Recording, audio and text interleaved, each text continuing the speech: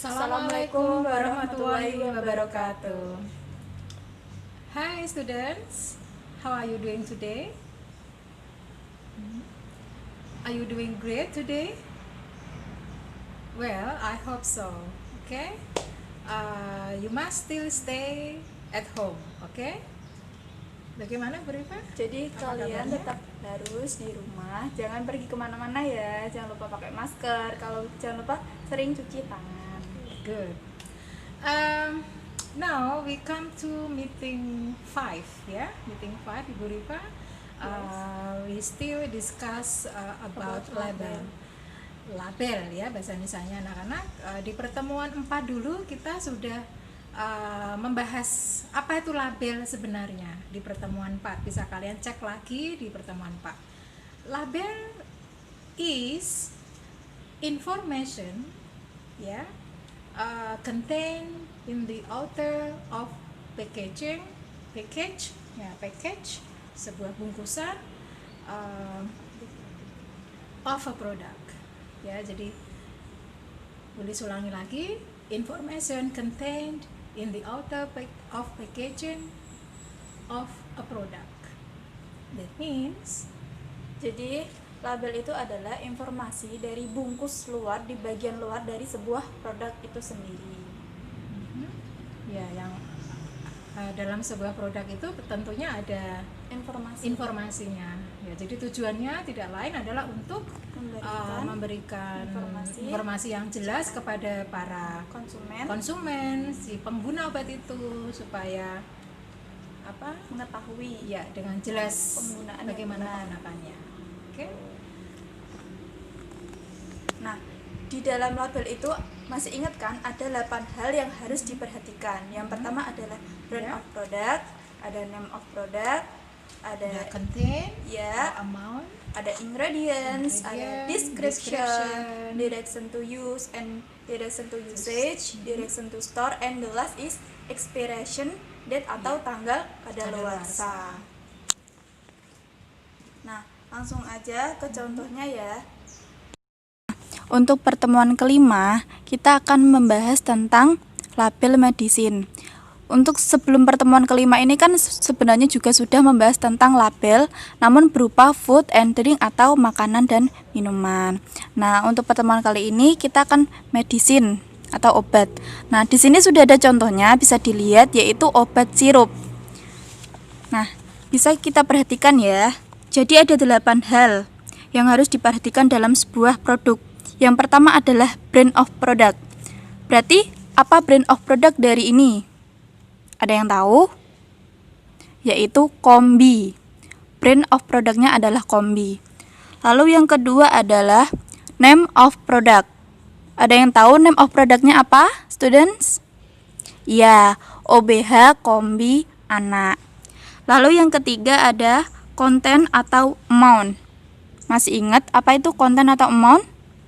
Bisa dilihat ya, yaitu ada 60 mili. Lalu selanjutnya yaitu description. Description di sini apa? Di sini yaitu rasa jeruk. Paham?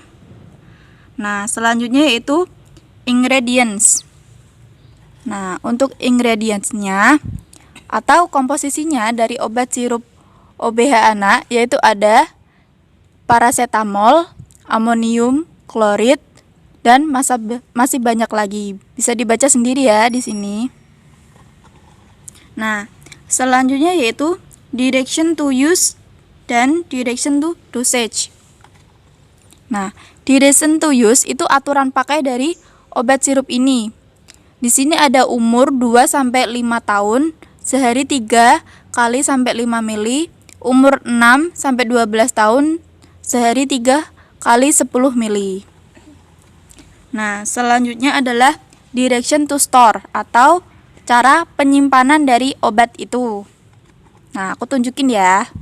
Nah, di sini yaitu simpan di bawah 30 derajat Celcius. Ini bisa dibaca ya.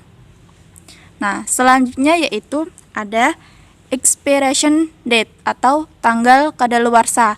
Ini penting banget karena untuk menghindari terjadinya hal-hal yang tidak diinginkan atau keracunan. Nah, biasanya itu terdapat di bawah bungkus dari produk itu. Nah, bisa kalian lihat nih. Jadi expiration date-nya itu tanggal September tahun 2021. Jadi sebaiknya itu digunakan sebelum September 2021 untuk menghindari hal-hal yang tidak diinginkan. Seperti itu contoh dari label bentuk medisin atau obat. Nah, sekarang udah makin paham kan dengan materinya? Anak-anak, untuk memperjelas materi kita di pertemuan 5 ini, sebaiknya kita menyelesaikan latihan berikut, ya. Oke, kita pilih label obat redoxon. Ini anak-anak bisa diamati redoxon. Kalian tahu enggak redoxon itu apa? Ya, redoxon itu adalah obat untuk daya tahan, ya. Jadi vitamin C-nya ini banyak sekali di sini. Oke, mari kita kaji apa yang terdapat dalam label itu. Nah, di label itu ada 8 hal yang harus diperhatikan. Nah, di sini sudah ada tulisannya brand of product, name of product, content, amount, description, ingredient, direction to use or and usage, direction to store, and expiration date. Nah, jadi seperti yang kita tahu, label adalah information content in the outer packaging in the of product. Nah, seperti itu. Jadi kita langsung aja ke materinya. Nah, di sini kan contohnya itu redoxon. Nah, berarti brand of produknya itu adalah bisa dilihat. Kita lihat brand of product dari redoxon ini apa, anak-anak? Ya, brand of produknya adalah redoxon. Oke, good. Next, Selanjutnya adalah yaitu name of product, Ya. nama dari produk itu tersebut. Ya. Jadi namanya apa? Ada yang tahu? Iya. Ini ada di situ.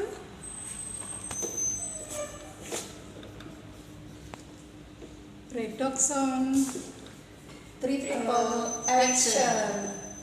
Nah, Yaitu content or amount.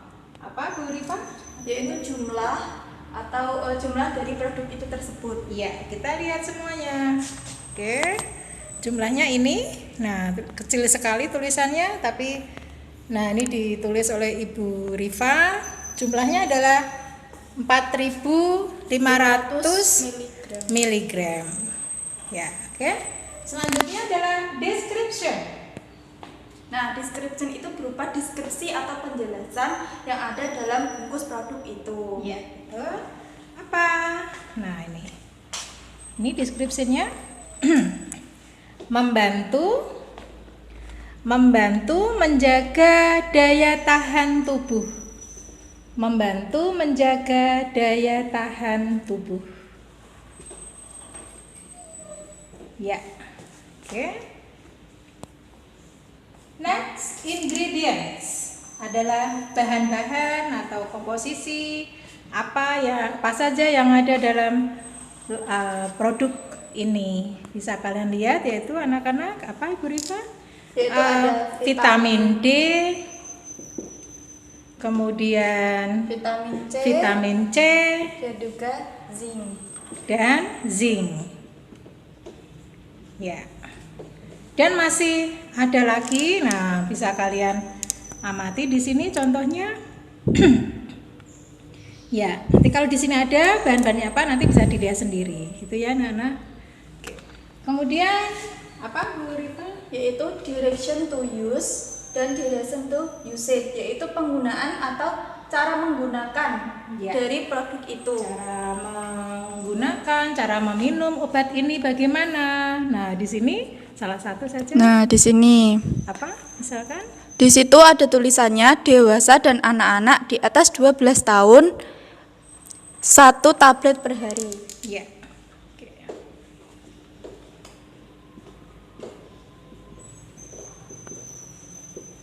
Anak-anak di atas 12 tahun sebaiknya mengonsumsi 1 tablet dalam sehari.